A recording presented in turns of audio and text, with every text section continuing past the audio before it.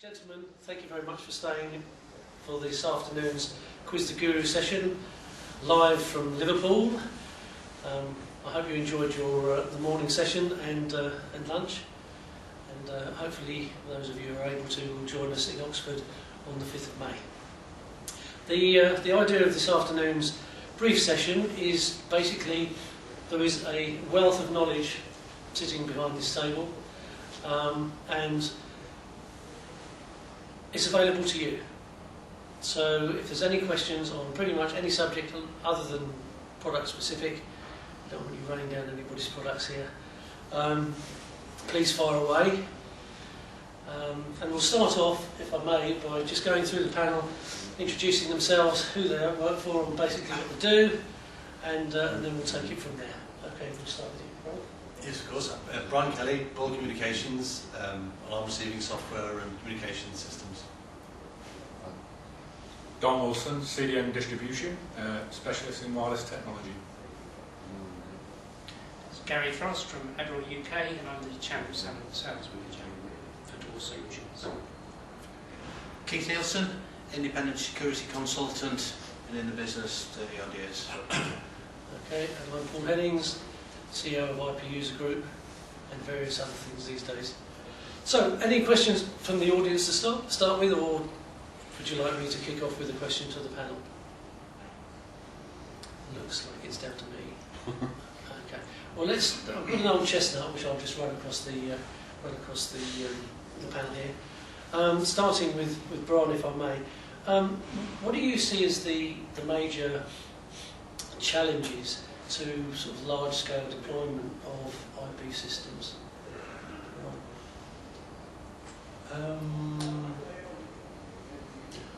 Obviously, something like that is a technical, it's a very complex sort of technical project, depending what you mean by large scale, I guess. But there's so many elements involved. I would say probably the key challenge would be to make sure that the thing's project managed properly. Make sure that you've got someone in overall charge of what's going on, who's got a good understanding and a good kind of technical background in each of the different technologies, communications,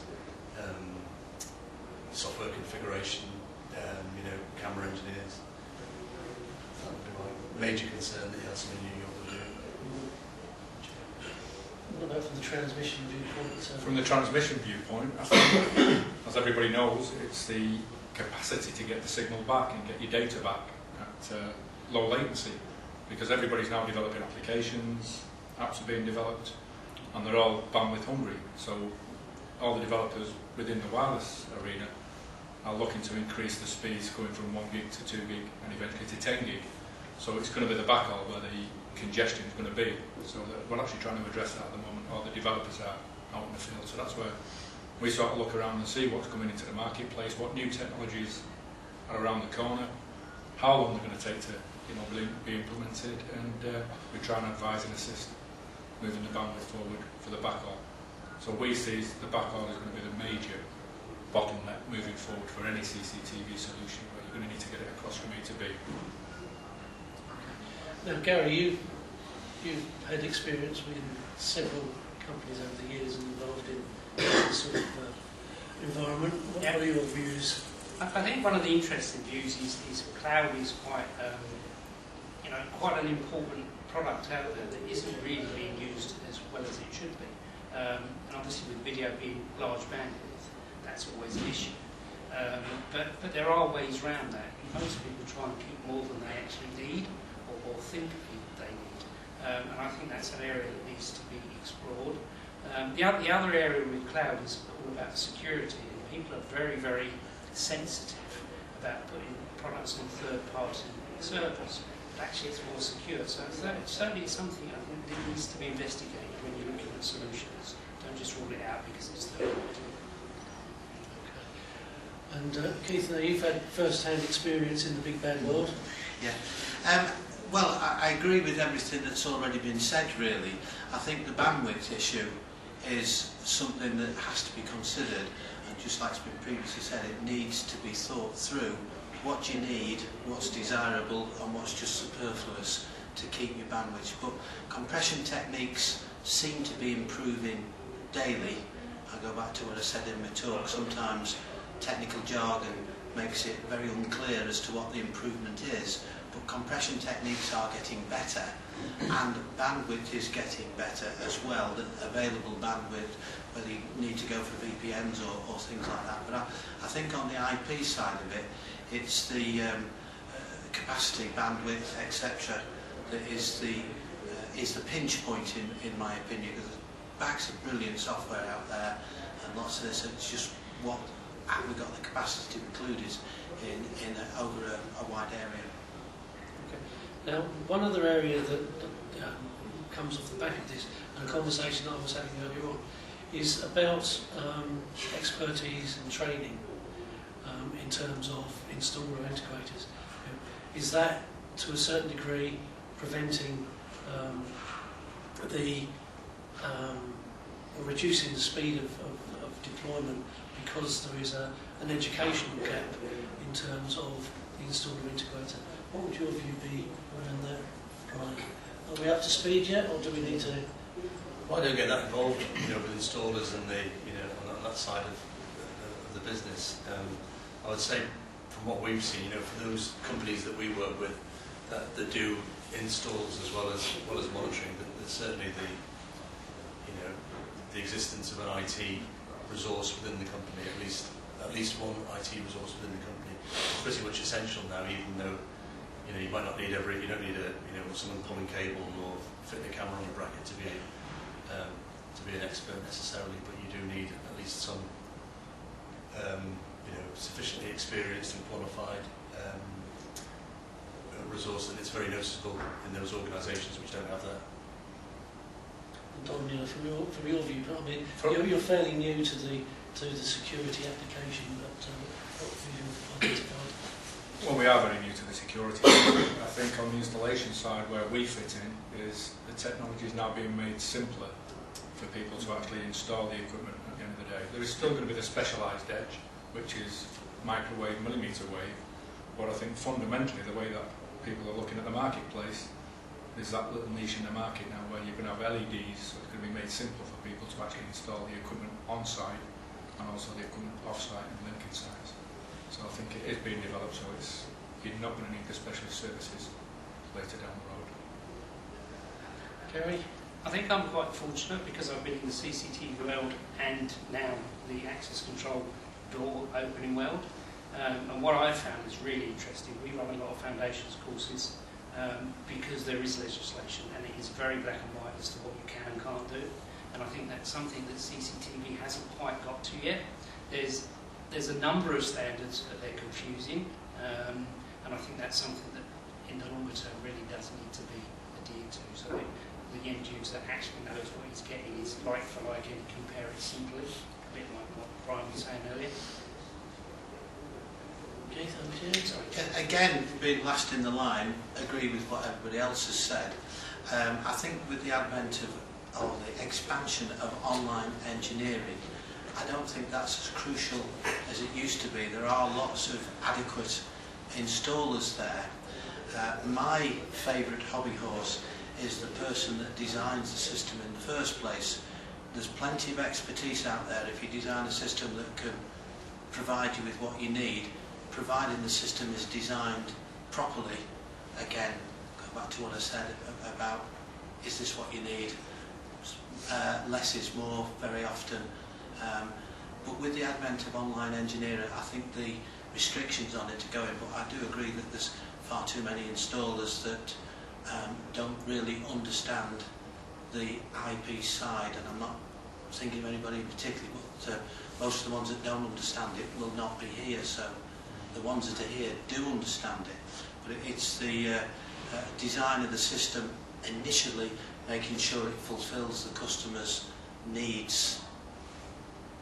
Some of the suppliers are being a little bit more picky about who they want to actually buy their product now and resell. So some suppliers, particularly on the IP side, will say, well, training is mandatory and you've got to be able to demonstrate that you have the wherewithal, the capability to commission these systems.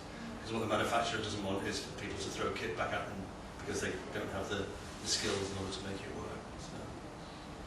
Can I chuck that out into the audience? Has anybody got any comments on skills, training, education generally speaking. How are you feeling, finding it out there in the big world? Far away, anybody? No, you're all completely au fait with everything, are you? Excellent. I'm wasting my time here, I'll have to retire. I think one of the things interesting, the comment that Brian made there is the parallel between the migration to IP of CCTV, etc., and what happened in the business machines environment years ago, photocopy engineers and what have you, when that moved on, when effectively copiers and multifunctional devices moved on to the business networks, the manufacturers, as you say, insisted upon people being certified, and they wouldn't allow you to have their product unless you had certified engineers. Now that tends to focus the mind. Now it's interesting to hear that perhaps that's happening more often now, but of course there will always be the case that those who are determined to move boxes will sort of circumvent that. Now, directed at a chap sitting at the back, alternative applications that are an adjunct to existing CCTV, video over IP, access control. I believe that there's an interest there from yourself. So I work for a mobile software application developer, and I was wondering if the panel had any views on kind of how far away convergence of kind of IP, monitoring technology, software platforms, and then mobile, to the point where it all kind of comes together and just becomes one kind of seamless system, as it were. Do you have any views on that? So, have I made the question clear enough? Yeah, I was going to say, I think it's moving that way. I get around and talk to manufacturers and developers, and it's definitely moving that way to a convergence in the wider world, building management systems and CCTV merging all into one integrated system. I hear lots about it. I really couldn't make a comment on what the timescale might be, but certainly the software developers are working on integrated systems that everything can connect. There's a company in Canada that will guarantee to build a device that will connect any system to any system. Whether that's true, I don't know, but he certainly made a very impressive case when I heard it. Yeah, I think that's absolutely true, and I think that the other thing is it does come down to cost, return on investment and things like that, because you could do that as a manufacturer, but it's extremely expensive to integrate to everybody, so you're not going to do that. It's just trying to find out, usually it's really the simple integrations that work best, and I think that's where we all go wrong, because everybody gets this dream of everything, talking to everything, and that's not necessarily what you want. What you really want is the simple stuff. And when I'm saying the simple stuff, it's a bit like with access control, you've got lots and lots of data there, but what you're really interested in is taking the data away, with the access rights of somebody who's left or is likely to do damage. And I think if we can start there, then we're going in the right direction. Trying to do the whole in one go is just too big. I can't really comment on that. I think my personal view is it'll take a long time to integrate because everybody's doing their own thing, literally.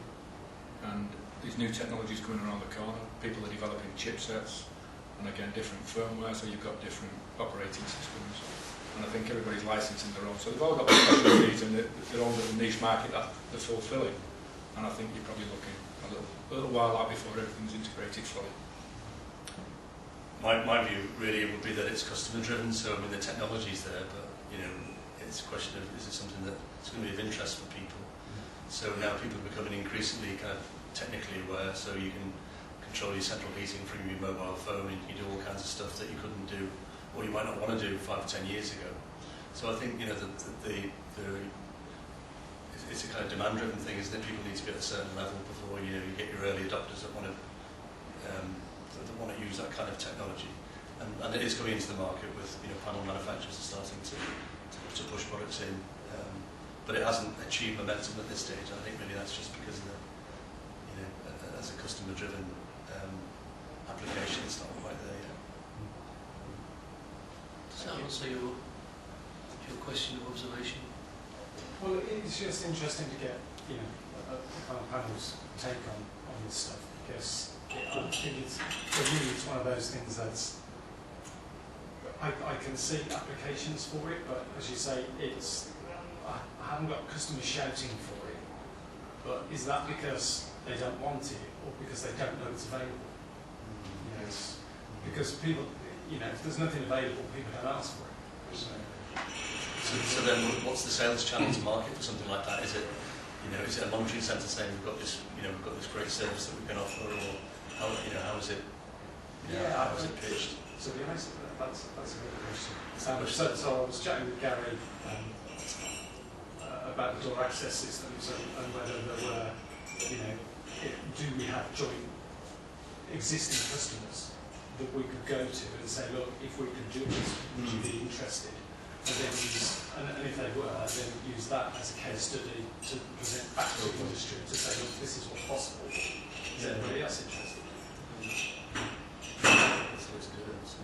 One of the objectives of the IP UserGroup and forums like us is to try and get some connectivity between the stakeholder and the developer. You know, traditionally, it's the guy who pays all their wages, then you've got installer, integrator, maybe a consultant, distribution, and then somewhere down the line you've got manufacturers and then the developers at the other end.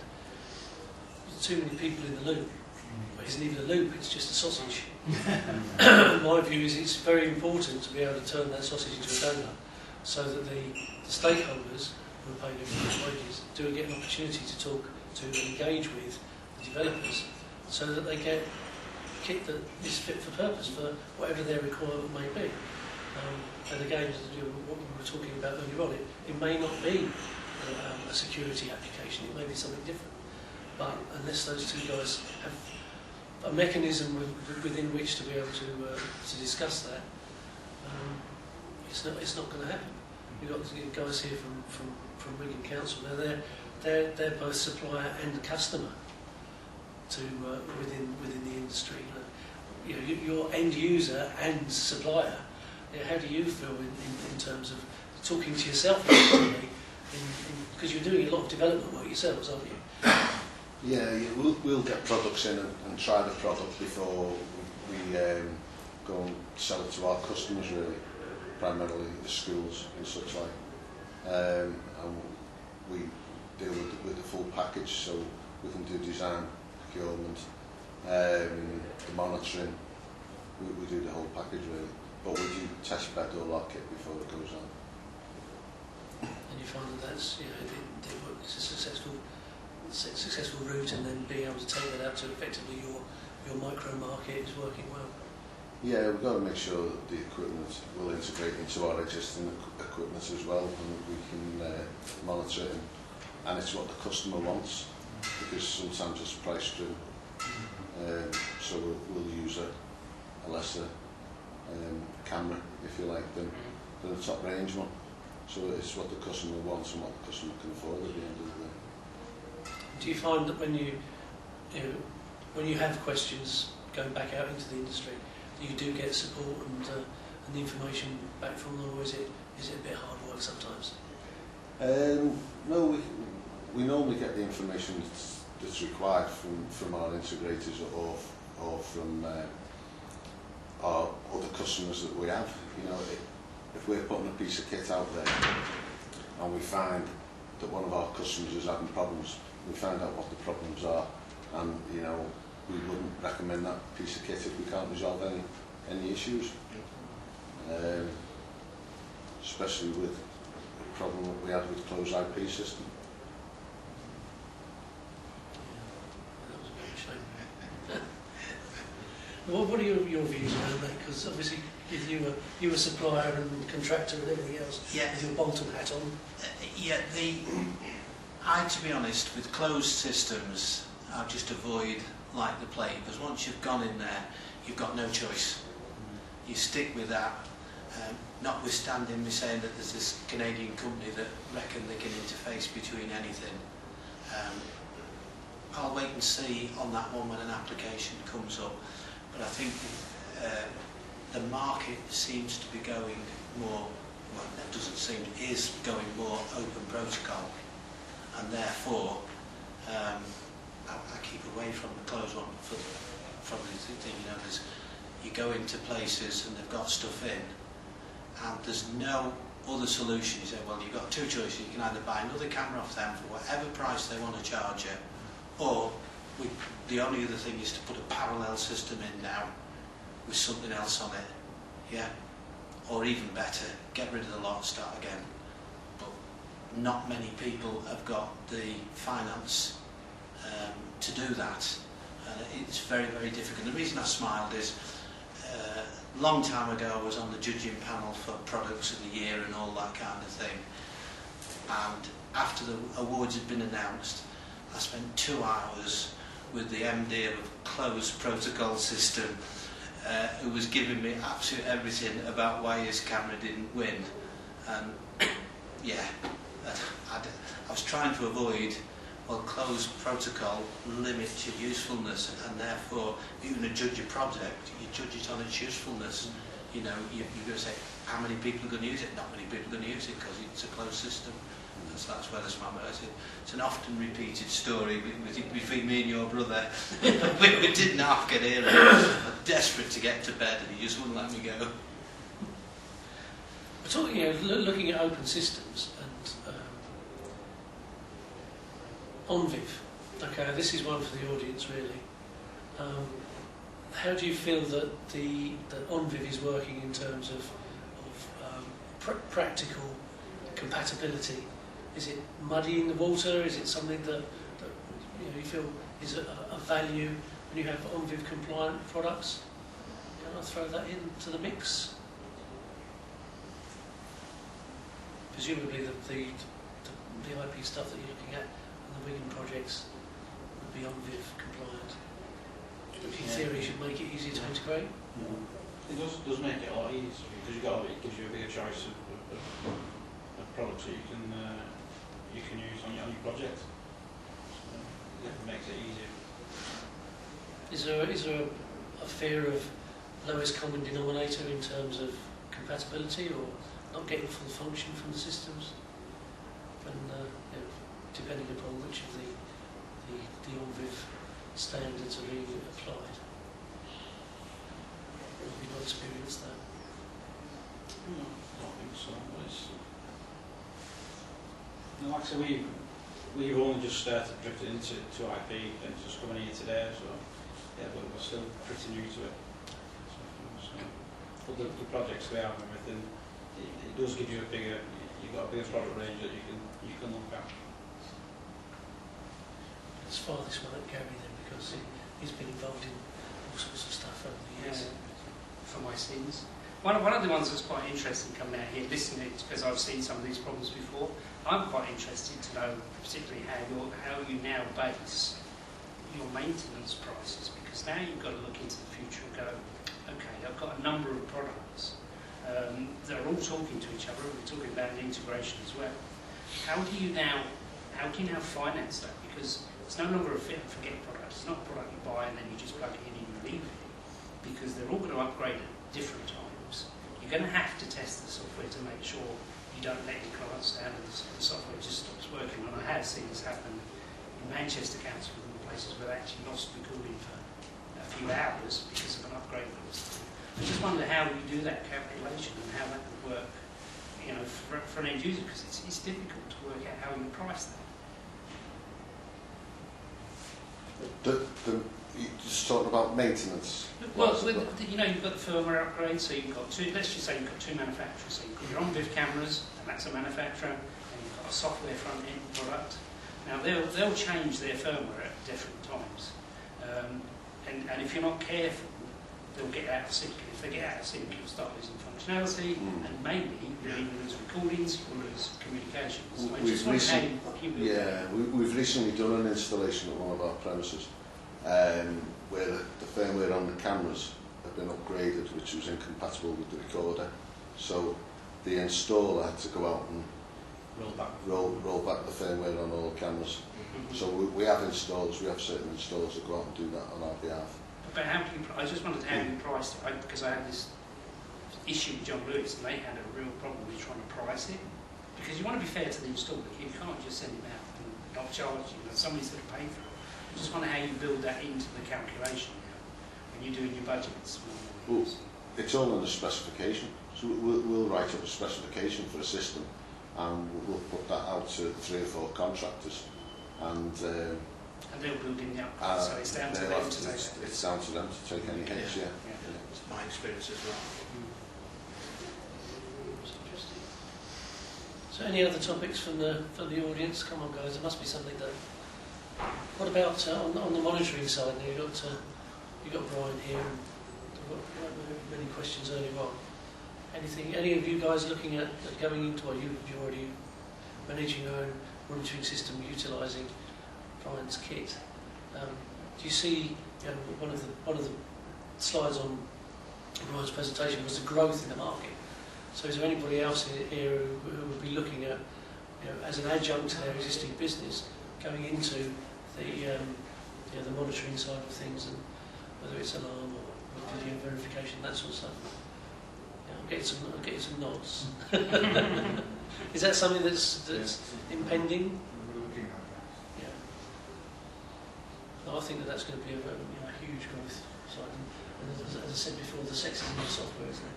Ultimately.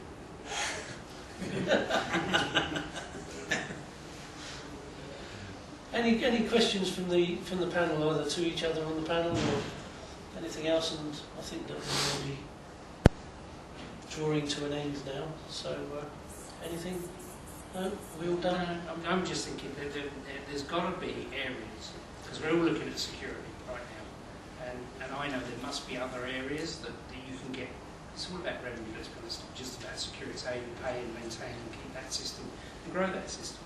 And I just wonder, from a monitoring point of view, there must be for the schools, there's got to be lots of other opportunities that you're already dealing with that customer. I just wonder where you see that being in the future, whether it be in the locking, whether it be in the CCTV, whether it be in the, whatever the school's looking for. Are you looking to manage those services as part of an offering, or not? We don't just do CCTV, we do include an access control as well. We don't touch fire. And we do integrate a lot into control panel, intrusive control panels, but we're slowly moving away from that and having individual systems. So what the council does as a whole, especially with our section, we'll have a pot of money and we'll go to a premise, and if they want CCTV and upgrading, intrude, etc., we can purchase the kit and have it installed on their behalf and then charge them monthly, and we'll get a revenue back that way, and we'll hopefully get the CCTV monitoring as well. Okay. But you're not looking at things like making sure that not the lights turned on that shouldn't be, so saving energy and all of these sorts of things. So I think there's a huge opportunity there. I just don't see anybody doing any of that yet. Yeah, we do have specialists within the council who look after that. Okay.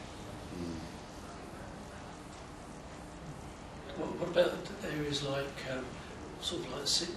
single card access, going back to access control, which is also, it's your library card, it's your vending machine card, single cards, particularly in the educational environment. I know universities in the States have now got situations where that card, or now on the mobile phone, near field communications and that sort of stuff, totally integrated together. So from that single card, and where you've been, when you've been there, what books you've taken out, what access you've had to the internet, and all that sort of stuff. It's all being managed somewhere. You see in the big bad future out there somewhere that would be something that you begin to see in the UK? Quite possible.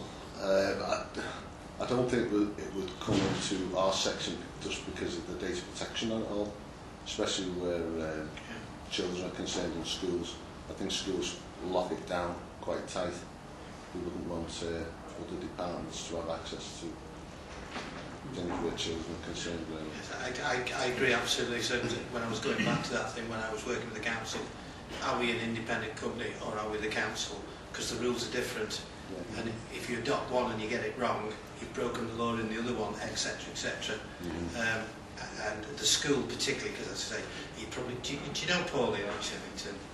No. No, well, the sort of data protection, particularly with children, extremely high, and sort of integration of system when it gets to that level, I would have thought under current legislation is unlikely, if not impossible, but because there's too many loops in the system to get round it, you know.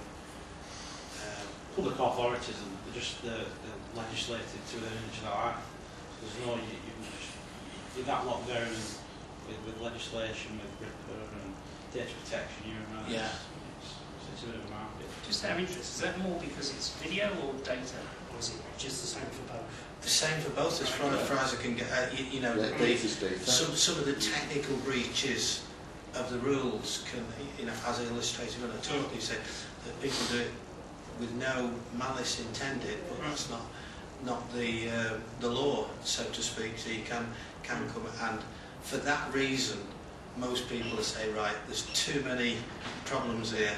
We will separate them quite clearly, because you know, you've only got to look at, if you use a store card, they build a profile up on you that you just don't know, and it's unbelievable what comes within. You know, if you ever got to Google and look for something, and all of a sudden you're getting emails advertising what you've been looking at, and you think, gosh, well, how did they know that? Well, you know how they know it, but it's fine when it's adults, even if it's a bit irritating at times, but with children it would just be absolutely impossible. What is the world coming to?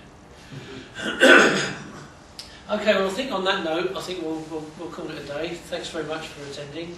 As I said, the next event is in Oxford on the 5th of May at the Belfry Hotel, if any of you would like to join us there. Thanks very much for your time, and drive carefully on your way home. Thanks very much indeed. Thank you.